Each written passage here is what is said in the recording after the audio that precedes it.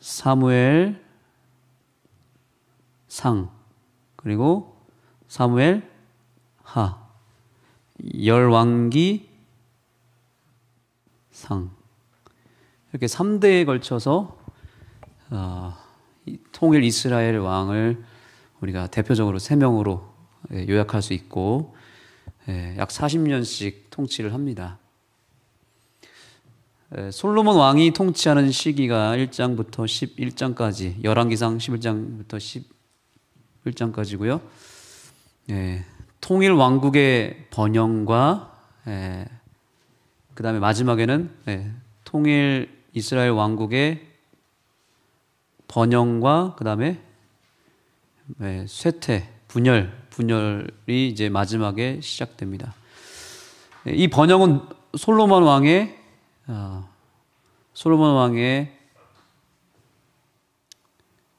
신앙을 통해서, 믿음을 통해서, 그의 순종을 통해서 번영하게 된다면, 분열은 이제 솔로몬 왕의 타락으로 인해서 생기게 됩니다. 솔로몬 왕이라 할지라도 순종했을 때는 하나님 번영 허락하시지만, 아무리 지혜가 있고 아무리 능력이 있고 믿음이 있어도 불순종하고 죄를 회개하지 않았을 때에는 솔로몬 왕이라도 무엇할 수밖에 없어요? 실패할 수밖에 없다는 사실입니다. 그것이 이제 열왕기상의 전반부의 내용이고, 이제 12장부터는 어떤 역사가 일어나죠? 12장부터 22장까지일 거예요. 그죠? 22장까지는 두 쪽으로 쪼개집니다. 그죠? 분열 왕국. 남방 유다와 북방 이스라엘로 나눠지게 되면서 분열 왕국의 쇠퇴와 타락이 여기에 기록됩니다.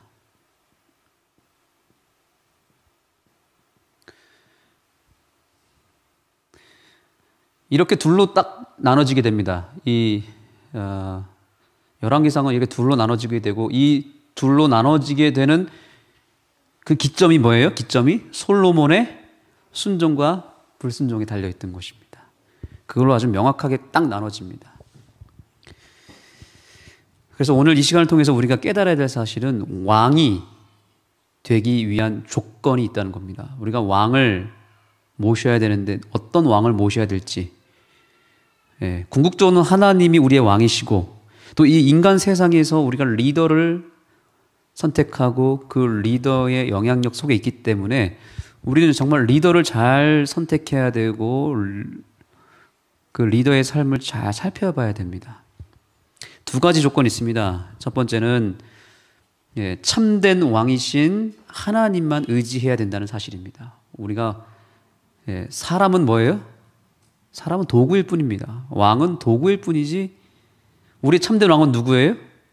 하나님뿐이라는 사실입니다. 그분만 의지해야 된다는 사실입니다. 그분의 통치만을 우리가 추구해야 되고 그분의 통치 아래에 있는 것이 중요한 것이지, 아무리 탁월한 리더가 있다 할지라도 그 사람을 쫓아가서는 안 된다는 사실입니다. 두 번째, 우리가 열왕기상을 통해서 깨달아야 될 사실은 누가 왕이냐에 따라서 이스라엘의 역사가 달라진다는 사실입니다. 누가 리더냐에 따라서 교회도 달라지고 가정도 달라진다는 사실이죠. 네, 그래서 이제 이 분열 왕국에서는 남방 유다가 있고, 그 다음에요, 북방 이스라엘입니다. 1대부터 4대, 르호보암, 또 아비야, 아사, 여호사밧 이런 왕들이 1대부터 4대까지 나타나고, 북방 이스라엘 1대부터 8대까지 나타납니다. 딱 봐도 지금 같은 역사지만 북방 이스라엘 굉장히 빨리 지나가죠. 그죠? 금방 왕이 바꿔지고 쇠퇴하고 또 왕이 생기고, 그 왕이 금방 무너지고 또 다른 왕이 생기고, 속도가 달라지는 게 보이지 않습니까? 남방 유다는 4대의 역사라면 그 시대에 북방 이스라엘은 8번이나 바뀌게 됩니다. 자, 그래서 어떤 왕이 중요한가, 누가 참된 왕인가, 이것을 알기 위해서 우리가 깨달아야 될 성경절, 확인해야 될 성경절은 신명기 16장입니다. 여러분 신명기 16장을 열어주시기 바랍니다. 16장.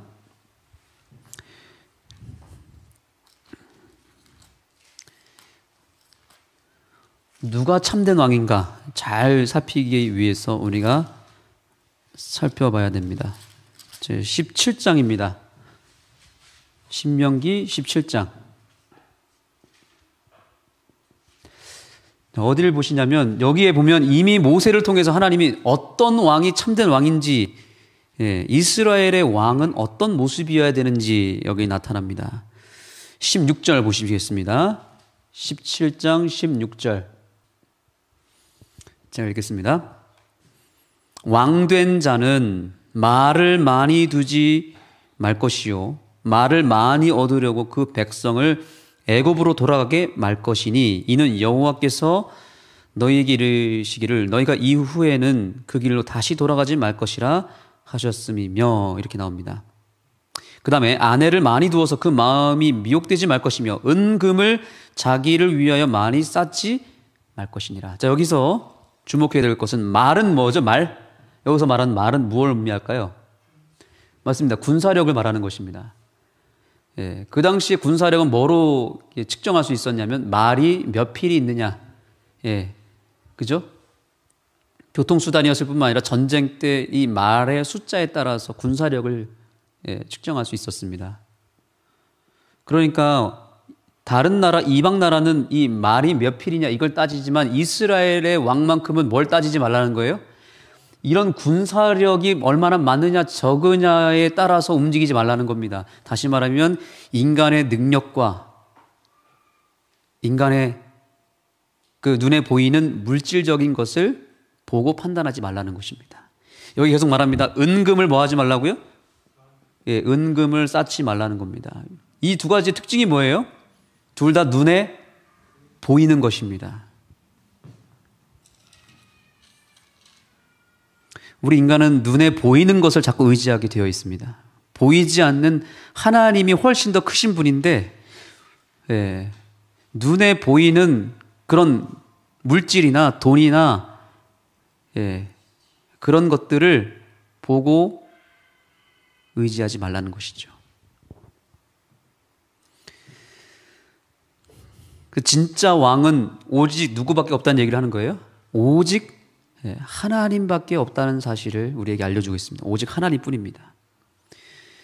하나님만 보고 하나님만 의지하라는 거예요. 그게 진정한 선한 왕이라는 것입니다. 그러나 악한 왕은 항상 무엇을 의지해 왔냐면 군사력, 재물, 그죠? 은금, 성전의 크기가 얼마나냐, 그 성에 두르고 있는 성벽이 얼마나 웅장하고 견고하냐, 이것을 추구했고 그것을 보고 판단했다는 것입니다. 자꾸 눈에 보이는 것만 판단하는, 그것만 추구하는 왕은 악한 왕이라는 거죠.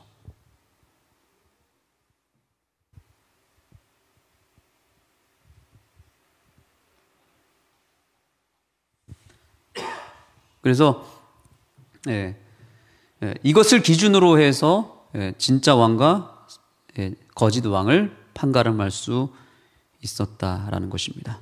그래서 다시 이제 우리 열왕기상 다시 돌아와 보면 항상 이스라엘의 선한 왕 하면 기준이 누굴까요? 이스라엘의 선한 왕 누굴까요?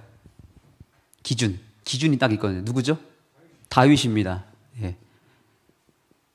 다윗보다 잘하거나 다윗만큼 하면 선한 왕으로 인정해 줬습니다. 그러나 다윗보다 못하면 악한 왕입니다.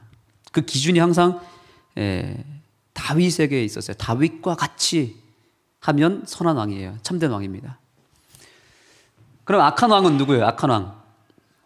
악한 왕의 샘플 기준은 누굴까요?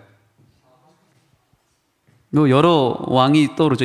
네, 일대 가장 처음으로 우상 숭배를 도입했던 왕. 여로보암. 뭐 다 적용하기 나름 일되겠지만 여로보암 왕. 뭘 추구했다고요?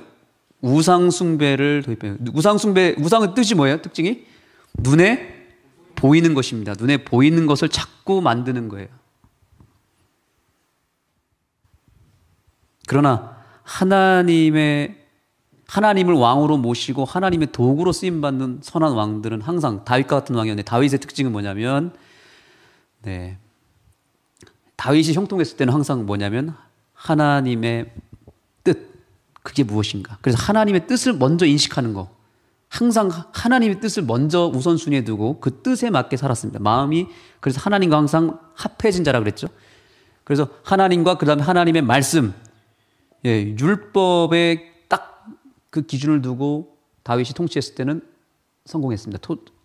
선한 왕으로서, 참된 왕으로서 살았습니다. 그런데 다윗의 통치 가운데 가장 치명적인 죄는 뭔지 아십니까? 가장 치명적인 죄, 여러 죄가 있지만 왕으로서 가장 치명적인 죄는 언제 범했을까요?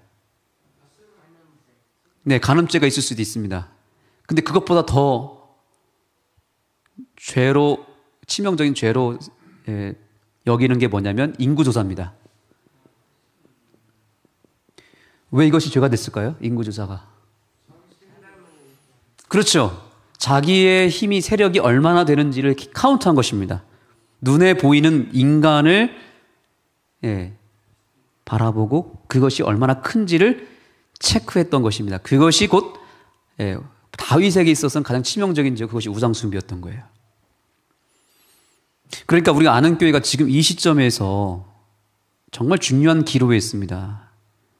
우리가 다분히 무엇을 의지하기가 굉장히 지금 좋은 상황이죠?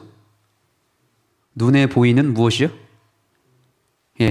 우리가 지금 성전을 건축했습니다. 그럼 자꾸 우리의 마음이, 눈이 어디로 자꾸 향하냐면 이 눈에 보이는 건물로 향하는 겁니다. 건물로. 이런 시설들, 눈에 보이는 시설들. 지금이 정말 우리가 중요한 기로에 있다는 사실을 꼭 기억하셔야 됩니다. 우리가 여기서 눈에 보이는 이런 것들에 눈이 돌아가면 안 됩니다. 의지해서도 안 됩니다. 도구일 뿐입니다. 눈에 보이는 건물이나 혹은 눈에 보이는 사람이나 물질이나 우리의 힘이 얼마나 큰지 보기 위해서, 우리의 규모가 얼마나 큰지 돌아보면서 거기에 도취되어 있으면 어떤 교회가 되는 거예요? 악한 교회. 꼭 기억하시기 바랍니다. 우리가 그러면 누구만을 의지해야 되죠? 하나님만을 의지해야 됩니다. 그러기 위해서 무엇을 바라봐야 됩니까? 하나님의 말씀을 바라봐야 됩니다. 자, 이제 왕이 되기 위한 두 번째 조건 얘기합니다. 두 번째 조건은 누가 통치하느냐에 따라 달라지는데, 그 선한 왕과 악한 왕을 나누는 명확한 기준, 아까 다시 신명기 17장을 다시 보기 바랍니다. 신명기 17장. 자, 17절까지 제가 읽었죠? 18절을 보겠습니다. 자, 우리 다 같이 읽겠습니다. 18장 시작. 그가 왕위에 오르거든 레위 사람 제사장 앞에 보관한 이 율법서를 등사하여 평생에 자기 옆에 두고 읽어서 그 하나님 여호와 경외하기를 배우며 이 율법의 모든 말과 이 규례를 지켜 행할 것이라. 아멘. 이것이 왕이 통치해야 될 유일한 방법입니다. 하나님의 율법을 읽고 그것을 기준으로 삼고 그 규례를 지켜 행하는 것이죠. 20절 다 같이 읽겠습니다. 시작. 그리하면 그의 마음이 그 형제 위에 교만하지 아니하고 그 명령에서 떠나 좌로나 우로나 치우치지 아니하리니 이스라엘 중에서 그와 그의 자손의 왕위에 있는 날이 장구하리라. 보이십니까? 기준이 뭐예요? 비결이 무엇입니까? 우리가 오로지 하나님의 말씀을 의지하고 그 하나님의 말씀이 곧 하나님 자체이며 그 말씀에 순종하는 것이 누구의 통치다? 하나님의 통치라고 믿고 순종할 때 그 통치가 형통할 수 있다는 사실입니다. 명확하지 않습니까? 그래서 다윗이 마지막에 죽기 직전에 아들 솔로몬에게 마지막으로 유언을 합니다. 열왕기상 2장으로 가겠습니다. 2장 2절. 내가 이제 세상 모든 사람의 가는 길로 가게 되었노니, 죽게 되었다 이 말입니다. 너는 힘써 대장부가 되고 내 하나님 여호와의 명을 지켜 그 길로 행하여, 그 다음 잘 보세요. 그 법률과 계명과 율례와 증거를 모세의 율법에 뭐한 대로요? 기록된 대로 지키라. 그리하면 내가 무엇을 하든지 어디로 가든지 형통할지라. 아멘. 4절, 만일 내 자손이 그 길을 삼가 마음을 다하고 성품을 다하고 진실이 내 앞에서 행하면 이스라엘 왕위에 오를 사람이 내게서 뭐하지 아니하리라? 끊어지지 아니하리라 하신 말씀을 확실히 이루게 하시리라. 아멘. 선한 왕의 기준은 도덕적으로 얼마나 선하냐 착하냐 이걸 보는 게 아니에요. 하나님이 오늘날 목사를 바라볼 때, 교회 장로 집사를 바라볼 때 누가 선한 리더이고 선한 악한 리더인가 보는 기준은 한 가지입니다. 말씀을 따르느냐. 말씀에 순종하면 선한 왕, 선한 리더예요. 근데 말씀을 떠나고 말씀에 불순종하면 악한 왕이에요. 악한 리더입니다. 금방 끊어집니다. 우리 아는교회가 이 시점에서 오로지 하나님의 말씀만을 의지하는 교회가 되기를 소망합니다. 우리가 매일 전교인이 매일 아침 새벽에 성경을 읽어 나가는 이 행위는 그냥 우리가 성경 한번 다 처음부터 끝까지 다 읽어보자 이게 아니고요. 우리가 누구의 통치를 따르자는 거예요? 하나님의 통치를 따라 나가자는 것입니다. 내 뜻과 상관없이 하나님의 뜻이 무엇인지를 생각하고 내가 이해하든 이해하지 못하든 하나님의 말씀에 먼저 순종하자는 것입니다. 그날에 필요한 말씀을 받고 한 걸음 한 걸음을 말씀의 힘으로 나아가자는 것입니다. 우리 아는교회가 올 한 해 정말 하나님의 통치를 하나님의 말씀을 통해서 받게 되기를 간절히 소망합니다. 이제 재미있는 이야기 하나 하고 마치겠습니다. 한 사모님이 집에서 책장을 정리하다가 8년 전에 잃어버린 성경책을 찾았습니다. 8년 전에 자기가 정말 아끼던 성경책이 있었거든요. 거기에는 깨알같이 성경책이 자기가 묵상하고 은혜 받은 걸 다 기록할 만큼 정말 자기 보물 1호였거든요. 그 성경을 어느 날 갑자기 잃어버린 것입니다. 그런데 8년 만에 찾은 거예요. 근데 그게 어디서 발견됐냐면 자기 남편의 서재에서 발견이 된 겁니다. 그래가지고 그날 남편이 이제 목사님이 들어오셨고 물어봤습니다. 아니 이 성경 혹시 어디서 났냐고 그런 거예요. 그랬더니 남편이 깜짝 놀라면서 자기 과거 얘기를 해줬습니다. 예전에 자기가 손버릇이 나빴대요. 그래서 대학교에 기숙사에 여자 기숙사에 들어가가지고 학생 때 한 방에 들어가서 돈을 훔치려고 들어갔는데 막 이것저것 다 쓸어 담다가 책을 하나 손에 잡아가지고 그냥 다 집어넣다 보니까 그게 하나 들어간 겁니다. 그래가지고 집에 와서 보니까 이게 성경책이었던 거예요. 성경책 보니까 이름이 써져 있고 거기에 막 깨알같이 막 자기 이 묵상한 내용이 기록되어 있는 걸 보고 이거를 버리자니 이게 양심의 가책이 느껴가지고 이걸 보관하고 있었던 거예요. 그러다가 어느 날 이 성경책을 읽고 거기에 써져 있는 은혜 받은 내용을 읽기 시작합니다. 그리고 회개를 합니다. 그리고 자기 인생에 매우 중요한 전환점이 생기면서 그가 그 성경을 통해서 예수님을 만나고 회개하여 거듭나기 시작한 것입니다. 그리고 선교사로 바로 지원해서 선교사로 간 거예요. 그리고 나서 몇 년이 지난 다음에 결혼을 했는데 그 결혼한 사람의 이름이 보니까 뭐예요? 그 성경에 기록된 사람이었던 겁니다. 근데 이거를 밝히기가 너무 이제 부끄러우니까 그냥 간직하고 언젠가 때가 되면 알려줘야지 했는데 이걸 아내가 발견한 것입니다. 그래서 그날 남편이 얘기합니다. 당신은 나의 생명의 은인입니다. 당신이 이 아꼈던 이 성경을 내가 비록 훔쳤지만 그 성경 말씀을 읽음으로 말미암아 내 삶이 완전히 달라졌습니다. 하나님께서 내 삶의 왕이 되셔서 나의 삶을 통치하시기 시작했고 나는 거듭났고 나는 선교사에 지원했고 이제 하나님의 종이 된 것입니다. 하나님의 말씀은 살아있는 것입니다. 이 말씀은 책이 아니에요. 이 말씀을 읽는 순간 누구의 통치가 시작되는 거예요? 하나님의 통치가 시작되는 것이고, 하나님의 통치가 시작되면 내 밑바닥에서 허우적대는 삶이 개조가 되고 새롭게 건축이 되고 새로운 나라가 형성이 되는 것입니다. 여러분, 하나님의 말씀을 더 가까이 하셔야 되겠습니까? 이 하나님의 말씀으로 말미암아 여러분의 삶에 형통함이 임하게 되기를 간절히 소망합니다. 다윗에게 임했던 그 형통함과 성공과 그 장구함이 저와 여러분의 삶에, 그리고 이 교회에 임하게 되기를 바라면서 말씀을 마치겠습니다. 이제 여러분 개인기도 하시겠습니다.